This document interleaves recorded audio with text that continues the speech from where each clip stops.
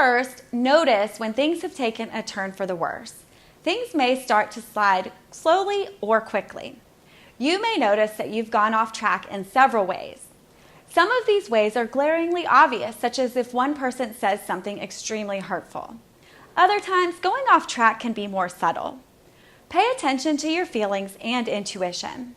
If you start to feel increasingly uncomfortable or distressed, that's a sign you may be heading into difficult territory. Recognizing when things are heading off track is the first step to being able to turn things around. Second, name it. Practicing positive, constructive communication, say something to your partner to let them know that you're concerned the conflict has taken a turn for the worse. For example, you might say, "I'm getting concerned about the direction of this conversation. Could we take a moment to regroup and get back on track?" If it would be helpful, describe the behaviors that have occurred that are raising your concerns.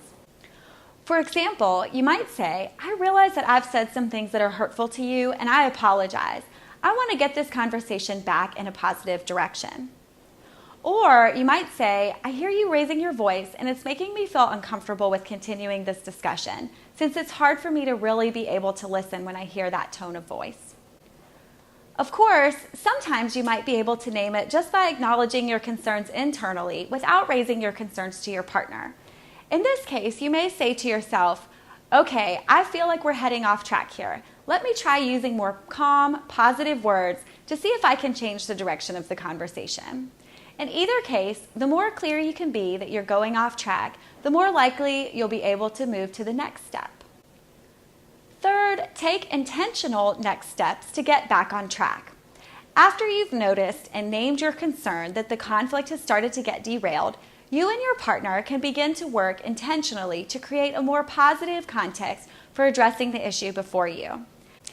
Think of this like hitting the reset button. A brief, time-limited time out might come in handy here to give one or both of you a chance to calm down.